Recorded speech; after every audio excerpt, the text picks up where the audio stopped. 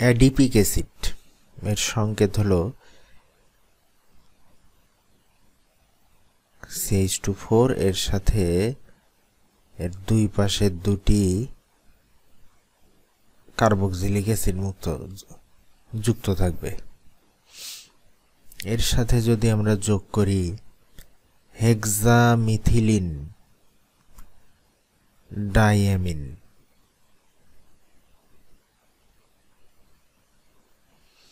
তবে এদের মধ্যে বিক্রিয়া হবে এভাবে, এখান থেকে একটি হাইড্রোজেন এবং এই OH এটা অপসারিত হবে এবং এই যৌগ দুটি যুক্ত হবে। যুক্ত হলে আমরা পাবো HCC CH2 CO NH CH2 NH2, এখানে OH আছে।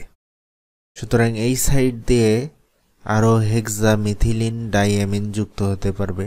আবার এখানে NH2 আছে, এই NH2 দিয়ে অ্যাডিপিক অ্যাসিড যুক্ত হতে পারবে। তাহলে এরা যদি পলিমার গঠন করে,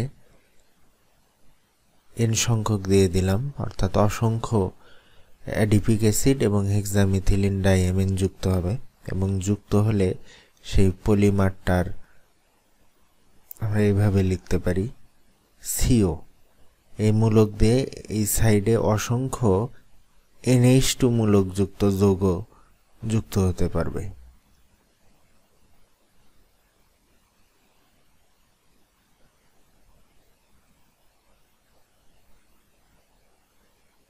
আবার এই পাশে কার্বক্সিলিক অ্যাসিড মূলক যুক্ত যৌগ যুক্ত হতে পারবে। এই পলিমারটাকেই বলা হয় নাইলন 6:6, কারণ এই অ্যাসিডে কার্বন আছে 6টি, আবার এখানে হেক্সামিথিলিন ডাইঅ্যামিন, এখানে কার্বন আছে 6টি, এজন্য এই পলিমারটির নাম nylon 6:6। Benzene dioic acid, benzene 1,4 dioic acid, এর সাথে যদি ইথিলিন গ্লাইকল যোগ করা হয়, এক্ষেত্রেও পানি অপসারিত হয়ে এই যৌগ দুটি যুক্ত হবে। এখান থেকে যাবে OH, এখান থেকে যাবে H, সুতরাং আমরা পাবো বেনজিন রিং CO,